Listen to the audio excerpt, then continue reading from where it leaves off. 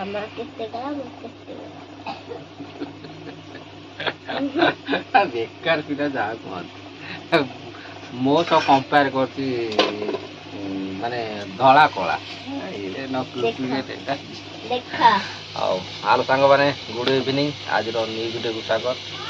ବହୁତ ଦିନ ପରେ ଆଜି ଗୋଟେ ଭିଡ଼ିଓ ଷ୍ଟାର୍ଟ ହେଲା, କାରଣ ବହୁତ ଦିନ ପରେ ଟାଇମ୍ର ଅଭାବ ଥିଲା, ସେଥିପାଇଁ ଭିଡ଼ିଓ ହେଇପାରୁନଥିଲା। ଟାଇମ୍ ପୁରା ସର୍ଟକଟ୍ ହେଉଥିଲା ଆଉ ଭିଡ଼ିଓ ହେଇପାରୁନଥିଲା। ତେଣୁକରି ଆଜି ଟିକେ ଟାଇମ୍ ହେଇଛି ଭିଡ଼ିଓ ବନେଇବାକୁ, ତେଣୁକରି ଭିଡ଼ିଓ ବନେଇଦେଲୁ। ଆଉ ଏଠି ବାପ ଯାକ ବସିକି ପାଠପଢ଼ା ସାରିକି ଏବେ ବସିଛୁ। ପାଠପଢ଼ା ସରିଗଲାଣି ଆଉ ଏବେ ତ ସନ୍ଧ୍ୟା 7ଟା 8ଟା ବାଜିବାକୁ ବସିଲାଣି। ଏପଟେ ଆମର 8ଟା ହେବାକୁ ବସିଲାଣି। ଆମର ଫିଷ୍ଟା।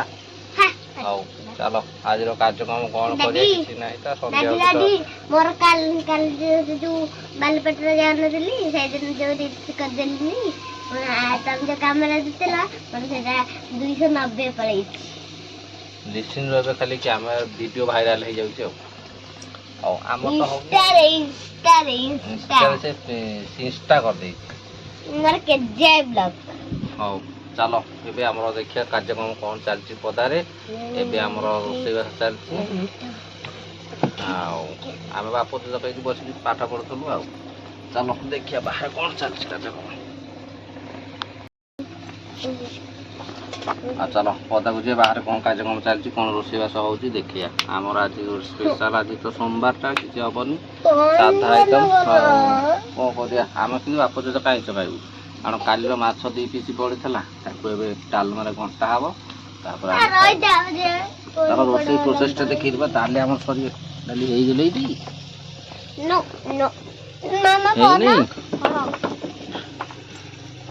କ'ଣ ହବ ଆମ ଡାଲମା ହେଇଗଲି, ଶାଗ ବଢି ବଢି ଭଜା ହେଇଯାଇଛି, ଆଳୁ କଲରା ବାବାରେ ଆଜି ସ୍ପେଶାଲ୍ ଆଇଟମ୍ ଫ୍ରାଏ ଆଇଟମ୍। ମାଛ ଡାଲମା କରିବି, ତ ଡାଲମା କରିବି, ମାଛଟା ଟିକେ ମସଲା କଷିକି ମାଛଟା କରିବି। ଆଉ ପୁଣି କଲରା କାଇଁ ଭାଜୁଛ? କଲରା ଗଛରେ ପଡ଼ିଥିଲା, କାଟିଯିବ, କାଲିକି ଗ୍ରହଣ ଖିଆ ହେବନି, ନଷ୍ଟ କାହିଁକି ହେବ? ମାଛ ନଷ୍ଟ ହେବନି ବୋଲି କହୁଛନ୍ତି, ଡାଲମା କରିଦିଅ।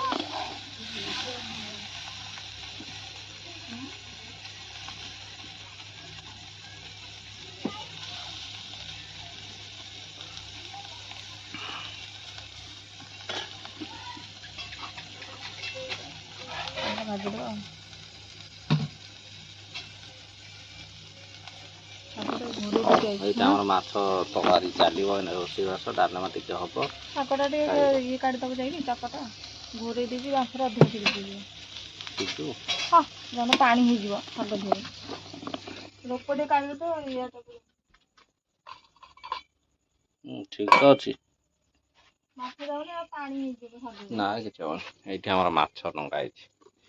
ଗୁରୁବାର ସୋମବାର କେହି ଖାଇବୁନି, ଆମେ ବେଶୀ ଆମର ଖାଇବୁ। ଇଏ ମେଣ୍ଟାଲ ଆସିକି ମୋବାଇଲ କିଣିସିଲାଣି।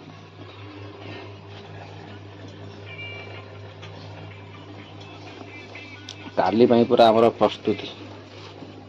କଦଳୀ ଫଦଳୀ କାଲି ନେଇକି ଆସିଛି ଆଜି କାଲି ପାଇଁ, ଯେହେତୁ କାଲି ଅଛି ଚନ୍ଦ୍ରଗ୍ରହଣ, ସେଥିପାଇଁ ଚୁଡ଼ା କଦଳୀ ଖିଆ ହବ। ଚୁଡ଼ା କଦଳୀ ଏପଟେ ଚୁଡ଼ା ଥୁଆ ହେଇଛି, ସେପଟେ କଦଳୀ। 443 ଚୁଡ଼ା କଦଳୀ ରେଡ଼ି ହେଇଗଲି। ଆଉ ଗୋଟେ ଆଇଟମ୍ ଆମର ହବ, ମାନେ ମାଣ୍ଡିଆଟା ହେଇକି ରଖା ହେଇଯିବ, କାଲି ଖିଆ ହବ। କାଲି ଯେହେତୁ ଚୁଲି ଲାଗିବନି, ତେଣୁକରି ମାଣ୍ଡିଆଟାକୁ ଆଜି ରାନ୍ଧିକି କ୍ଷୀରି କରିକି ରଖିଦେବା। କାଲି ମାଣ୍ଡିଆ ଯାଉଟା ଗୋଟେ ଓଳି ପର୍ଯ୍ୟନ୍ତ କଭର କରିବ। ସେଥିପାଇଁ ରୋଷେଇ ମାଣ୍ଡିଆ ତିଆରି ହେବ, ନା ରୋଷେଇ ସରିଲେ ରଖିଦେବା, କାଲି ସକାଳେ ଖାଇବା। ମାନେ ଏମିତି ଅବସ୍ଥା ଆମର, ଭିଡ଼ିଓ ପାଇଁ ବି ଟାଇମ୍ ହେଉନି। କ'ଣ କରିବା, ଟାଇମ୍ର ପୁରା ଘୋର ଅଭାବ। ଟାଇମ୍ ପୁରା ଘୋର ଅଭାବ ଭିଡ଼ିଓ ପାଇଁ। ଆଉ କ'ଣ କରିବା, କାମ ଧନ୍ଦାକୁ ଗଲେ ଆଉ ଟାଇମ୍ ହେଉନି। ସେଥିପାଇଁ ଭିଡ଼ିଓ 2-3 ଦିନ ଘରେ ରହିବି, ତେଣୁକରି ହୋଲି ଛୁଟି ଯେହେତୁ ଅଛି, ଆଉ ହୋଲି ପାଇଁ ଭିଡ଼ିଓ ଟିକେ କଣ୍ଟିନ୍ୟୁ କରିବା।